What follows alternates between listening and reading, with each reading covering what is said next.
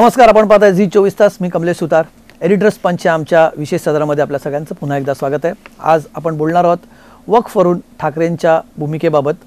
ठाकरेंच्या भूमिकेवर अनेकांनी टीका केली आहे, विशेष करून सत्तेतल्या पक्षाने, महायुतीतल्या पक्षाने, भाजपा, शिवसेना आणि काही इतर पक्षांच्या नेत्यांनी त्यांच्यावर टीका केलेली असली तरीसुद्धा ठाकरेंनी आणि त्यांच्या पक्षाच्या नेत्यांनी कालपासूनच आपल्या भूमिकेचं जोरदार समर्थन केलं आहे. थोडंसं मागे जातो इतिहासामध्ये. जेव्हा राष्ट्रपती पदाच्या निवडणुका होत्या आणि प्रतिभा पाटील या काँग्रेसच्या आणि UPAच्या राष्ट्रपती पदाच्या उमेदवार होत्या, तेव्हा बाळासाहेब ठाकरेंनी त्यांना पाठिंबा दिला होता.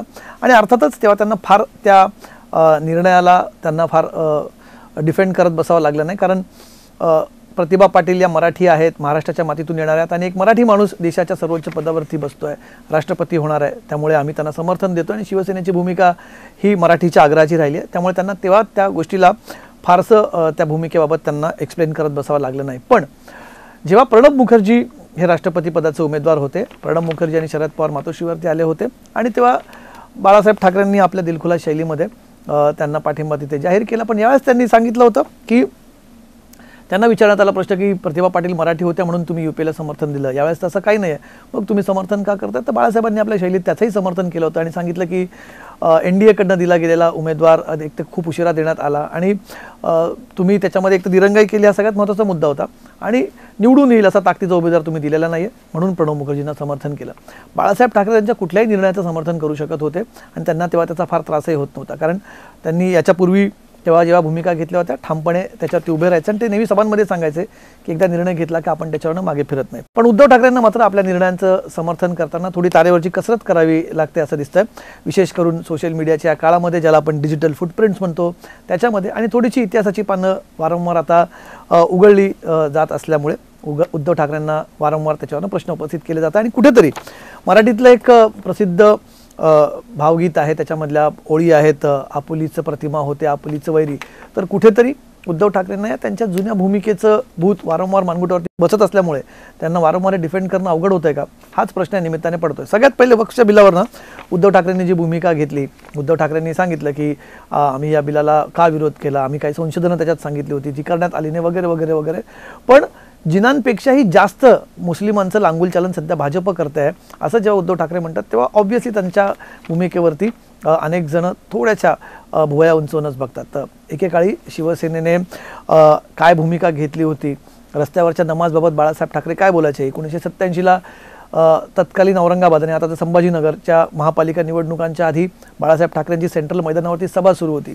त्या सभेदरम्यानच आजान वाजायला लागली आणि मग बाळासाहेब ठाकरेंनी आपल्या शैलीमध्ये तेव्हा सांगितलं की जर हे थांबवायचं असेल तर शिवसेनेची सत्ता पाहिजे. आणि तेव्हा पहिल्यांदा मुंबईच्या बाहेर महानगरपालिकेमध्ये शिवसेनेची सत्ता आली होती. त्यामुळे बाळासाहेब ठाकरे याबाबत मतं ज्या अगदी त्यांची टोकाची जरी मतं असतील तर ती त्या पद्धतीने मांडत होते आणि त्याला डिफेंडही करत होते.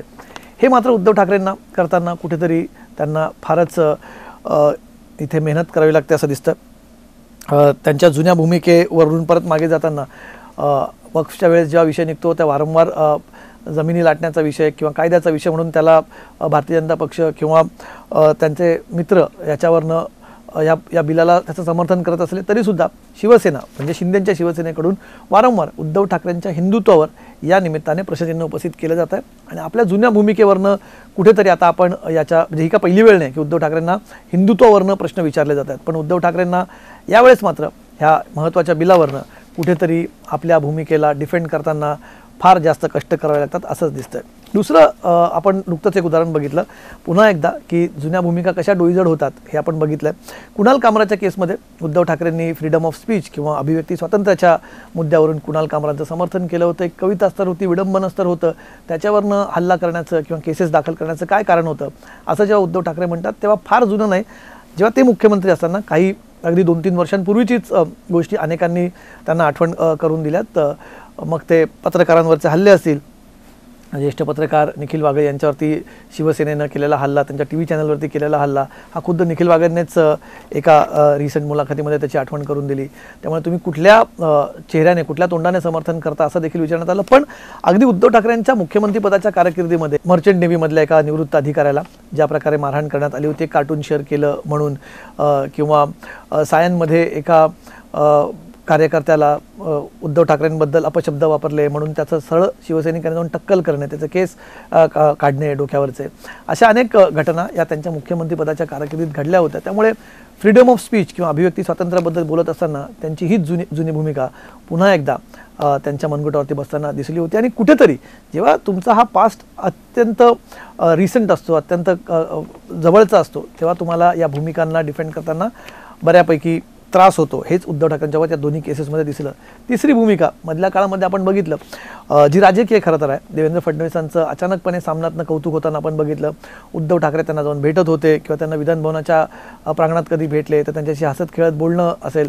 आता अर्थात त्याला महाराष्ट्राच्या राजकीय संस्कृतीचं गोंडस नाव जरी दिलं जात असलं तरीसुद्धा मधल्या काळामध्ये जी टोकाची कटुता दोघांमध्ये होती आणि उद्धव ठाकरेंनी एका भाषणामध्ये म्हटलं होतं, एकतर तू राहशील किंवा मी राहील राजकारणाच्या पटलावरती, इतक्या टोकाचं विधान केल्यानंतर पुन्हा त्यांचं सामनामधूनच कौतुक करणे अनेकांना या भूमिकेबाबत तेव्हा फारशी त्यांच्या पक्षाच्याही कार्यकर्त्यांना रुचली नसेल किंवा आताही ती रुचत नसेल.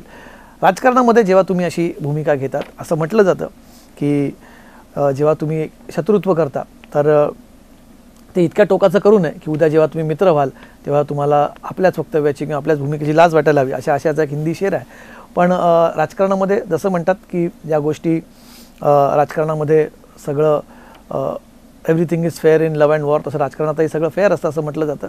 पण कुठेतरी लोक हे बघत असतात. देवेंद्र फडणवीस यांना आपल्या भूमिकेचा खूप त्रास झाला होता.